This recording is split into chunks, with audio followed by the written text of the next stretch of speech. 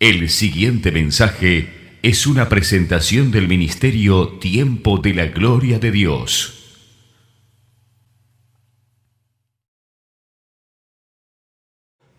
Pero bien, vamos a comenzar leyendo, como aquí está, este pasaje de Josué 6:19, que dice: mas toda la plata y el oro y los utensilios de bronce y de hierro sean consagrados a Jehová y entren en el tesoro de Jehová. Josué 6:19. Estamos hablando de la historia de Acán. Acán era uno de los líderes de una de las tribus de Israel. Y este es el momento en que Israel va a entrar en Jericó y va a conquistar la tierra de Jericó, la ciudad de Jericó, y Dios deja una orden de que toda esa ciudad había que considerarla anatema, había que considerarla maldecida, y por lo tanto había que destruirla totalmente, pero que la plata y el oro y todo lo que sea bronce e hierro tenían que ser consagrados al Señor y tenían que ir para el tesoro del Señor. Vamos a concentrarnos en este punto y vamos a comenzar la palabra del día de hoy. Lo primero que les quiero comentar es que la obediencia es un acto de fe. ¿Y por qué digo que la obediencia es un acto de fe? Es uno de los primeros actos de fe que el ser humano puede ejercer, porque muchas veces nos vemos en posición de tener que obedecer a Dios aún sin entender lo que Dios nos está pidiendo. Y uno se pregunta, ¿acaso Dios no quiere que tengamos entendimiento?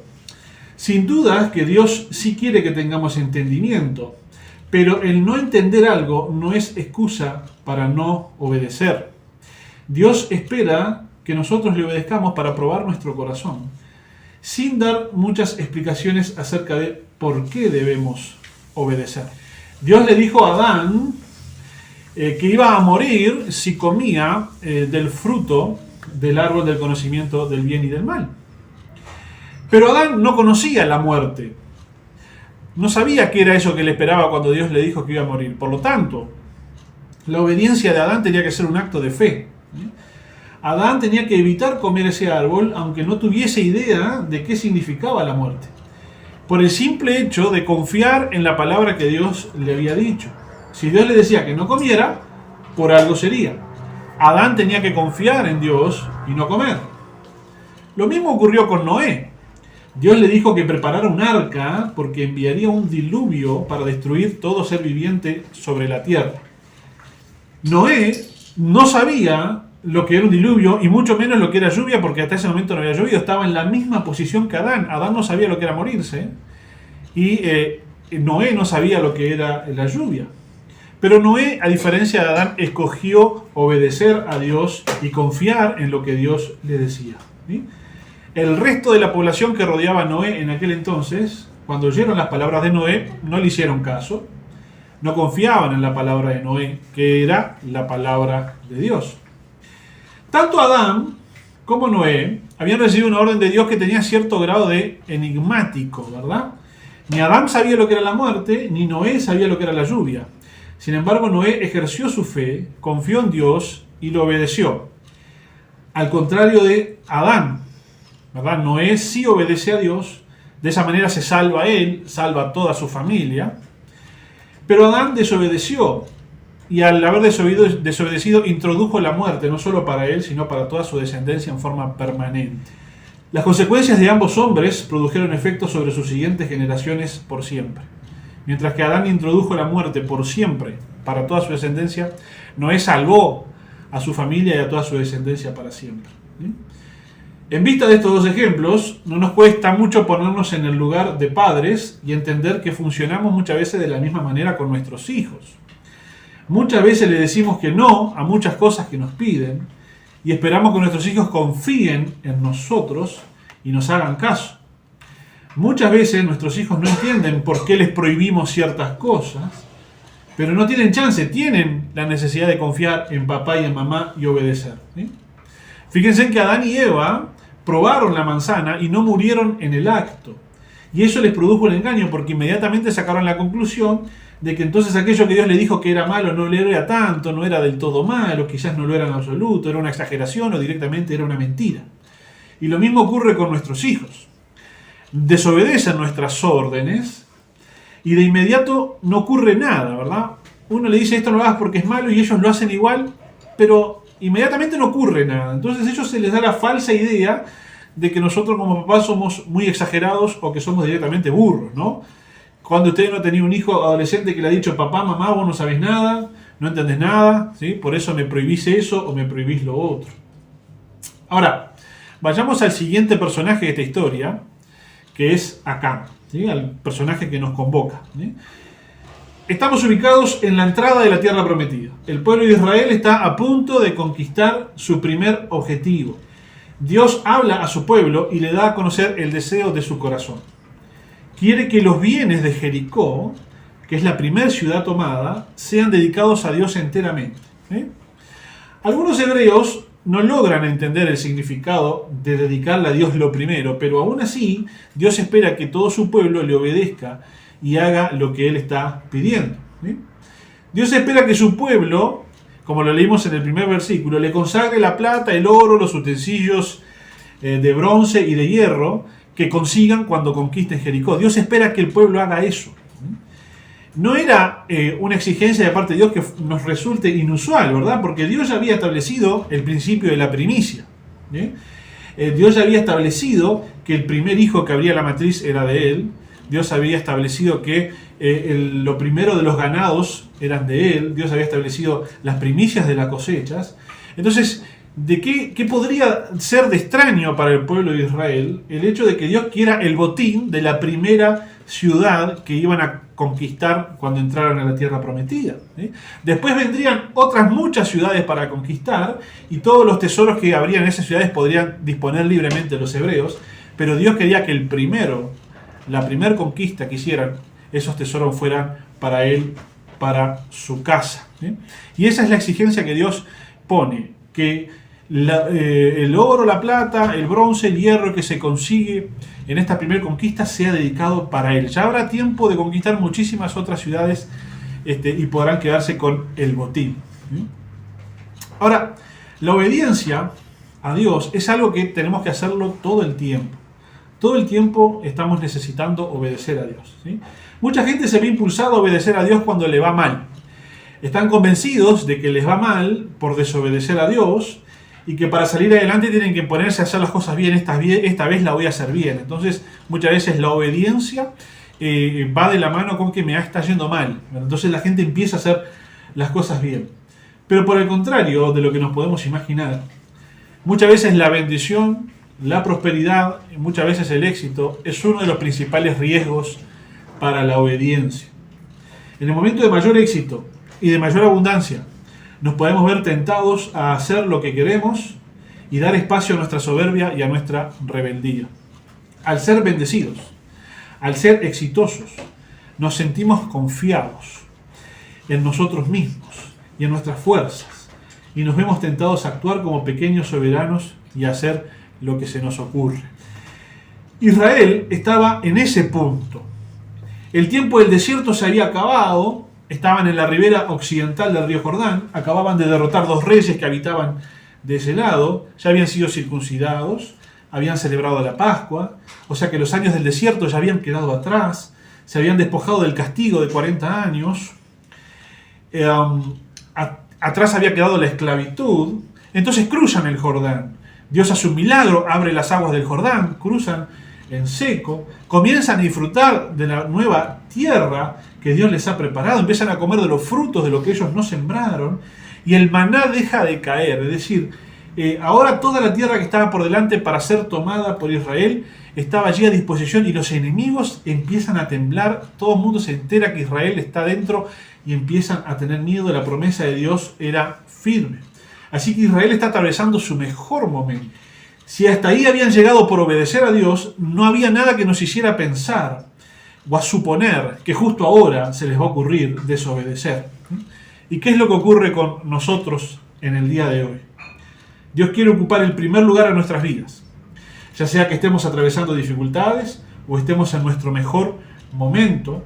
No nos queda otra opción. Si decimos que somos personas de fe, si decimos que amamos a Dios, tenemos que obedecer a Dios. Tenemos la luz de la revelación del Espíritu Santo, Tenemos los principios espirituales para una vida victoriosa que ya los conocemos, como es el principio de las primicias. Todo esto ya ha sido suficientemente sembrado en nuestros corazones. Sabemos que contamos con los recursos del cielo a nuestra disposición. Los medios abundan, literatura cristiana que abunda, la palabra se predica en las redes por todas las plataformas posibles. Sin embargo, la pregunta es, ¿está Dios siendo oído en este tiempo?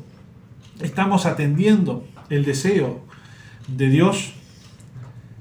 Vamos a ver qué pasó con el ejemplo de Israel. Vamos a entrar ahora en la etapa de desobediencia. Como escondido ahí entre la muchedumbre de Israel, tenemos un hombre distinto a los demás. Es uno de los líderes de su tribu, pero su melodía no entona en la misma clave que la de los demás. Sus ideas no se ajustan a las ideas de Dios. Acán sueña con grandeza y no está dispuesto a esperar a que Dios se la dé, sino que él se va a hacer grande a su manera. Tal cual la tierra de espinas de la parábola del sembrador, las órdenes de Dios han sido ahogadas por el afán de este siglo y el engaño de las riquezas. Por eso le puse este versículo acá. El afán de este siglo y el engaño de las riquezas ahogan la palabra de Dios y se hace infructuosa. Cuando la palabra del Señor dice que las riquezas producen engaño, significa que tú y yo y todos nosotros podemos ser engañados por las riquezas, aunque nos creamos muy espirituales, muy maduros, muy inteligentes. Cada uno de nosotros podemos ser engañados por las riquezas. Y cuando somos engañados por la lógica de las riquezas, eso ahoga la palabra de Dios en nuestras vidas. Así había empezado con el buen amigo Acán, que la palabra de Dios había sido ahogada en su interior. Acán pretendía hacerse rico y grande a su manera. El pecado de Acán es el pecado de la codicia. La misma codicia que hizo caer a Eva en el jardín del Edén. Y la misma codicia que convirtió al rey David en un asesino. Acán estaba decidido de entrada a no obedecer a Dios. El corazón codicioso se deja seducir fácilmente. Acán entró en Jericó, en el medio de la batalla, y dice la Biblia que vio un manto babilónico, 200 ciclos de plata y un lingote de oro. Y con eso fue suficiente. El corazón de Acán, al igual que nuestro corazón, ha quedado atrapado por lo que vio en ese instante. Y lo peor es que el pecado de Acán era más grave aún, porque Acán tomó lo que no era suyo. Acán tomó lo que era del Señor. Porque, como vimos al principio, el Señor había pedido que todo lo que se encontrara en Jericó se consagrara para su servicio. Y quizás puede ocurrir con nosotros algo así, que terminemos tomando aquello que es del Señor para beneficio propio. Y no únicamente me estoy refiriendo cuando dejamos de lado los diezmos y las ofrendas para atender a nuestras necesidades, sino que también me estoy refiriendo a cuando le quitamos a Dios el tiempo que debemos pasar con Él para construir nuestra propia situación. ¿Sí? También me estoy refiriendo a eso. Porque muchas veces para solucionar nuestros problemas o para crecer en nuestra situación, a veces dejamos de lado el diezmo, la ofrenda, dejamos de lado lo que hemos separado para el Señor y en realidad lo que estamos haciendo es tomando lo que le pertenece a Él para nosotros. Pero dejando de lado eso, muchas veces cuando no hacemos lo mismo tomando el tiempo que le pertenece a Dios. Dejando de lado el tiempo de oración, de lectura de la palabra o de congregarnos para trabajar algunas horas extras más, para atender a algún cliente más, para agarrar un poco más de trabajo, porque tenemos necesidad de construir nuestra situación patrimonial, por ejemplo. Ahora, la pregunta que nosotros tenemos que hacernos ¿es Dios el dueño de nuestras vidas? ¿Estamos dispuestos a esperar sus tiempos para prosperar? ¿O vamos a prosperar a nuestra manera, tal cual como lo hacía Acán? Todos tenemos un Acán adentro. Todos tenemos un Acán adentro.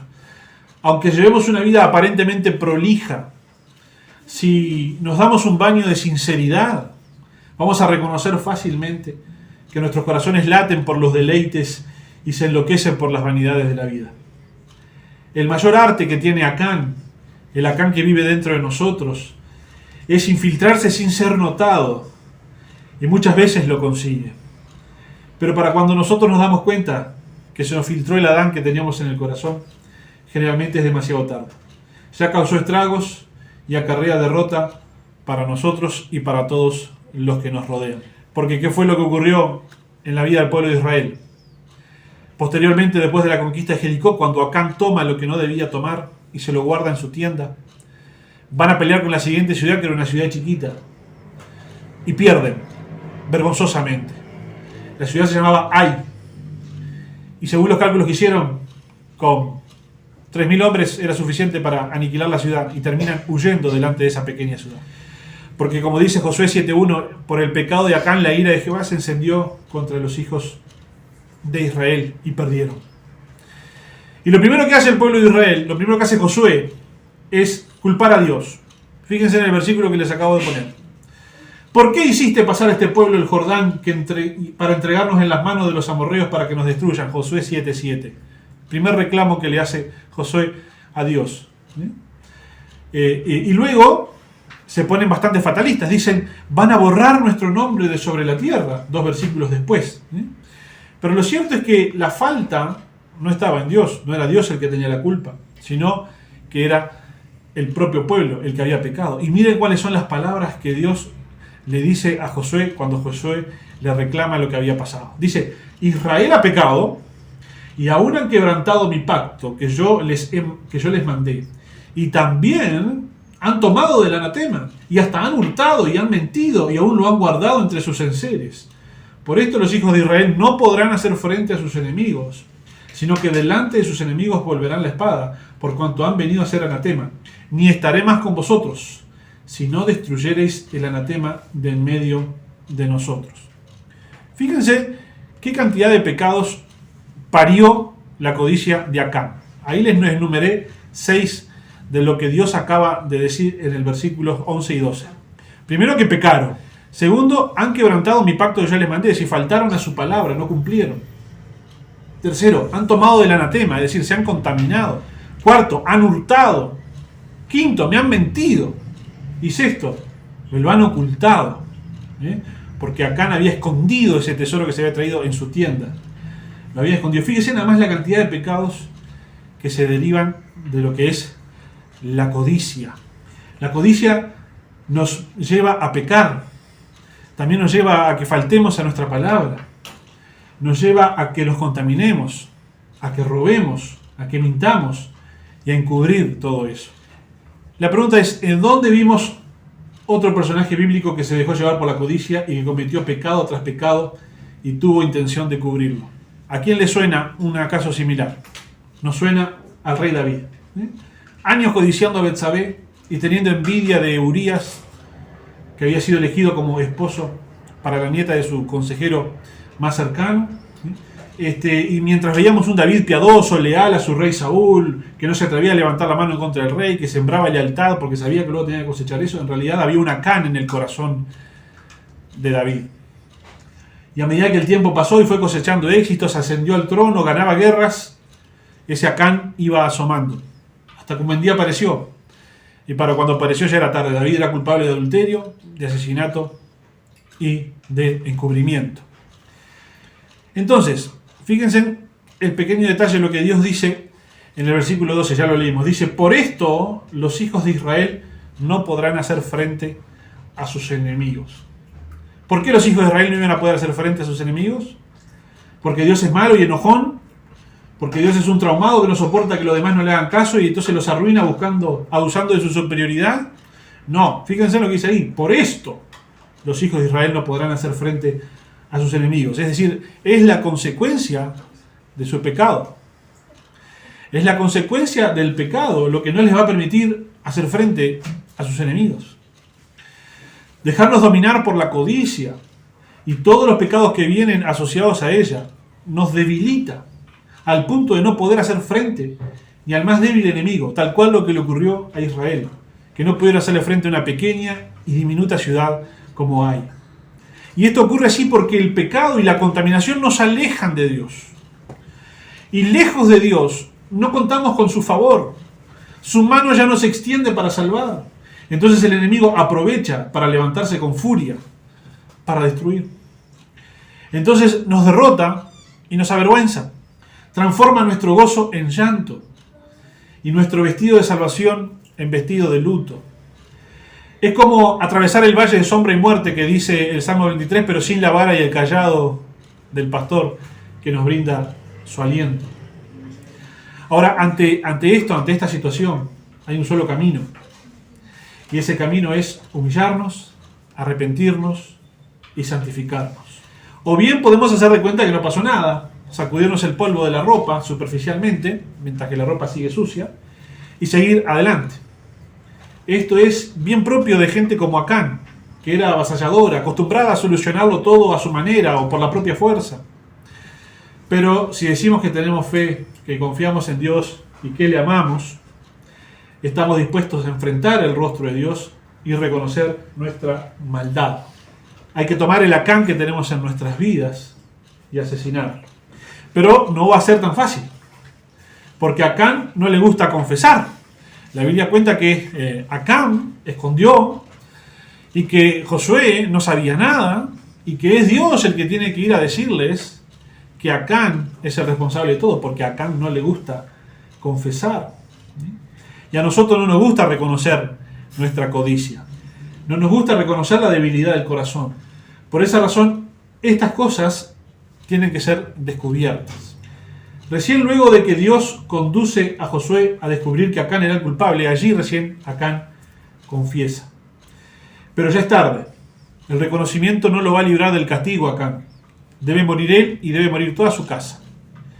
La derrota que ha sufrido Israel tiene que ser pagada por quien la ha causado. Tal cual como dice el apóstol Pablo en 1 de Timoteo 5:24.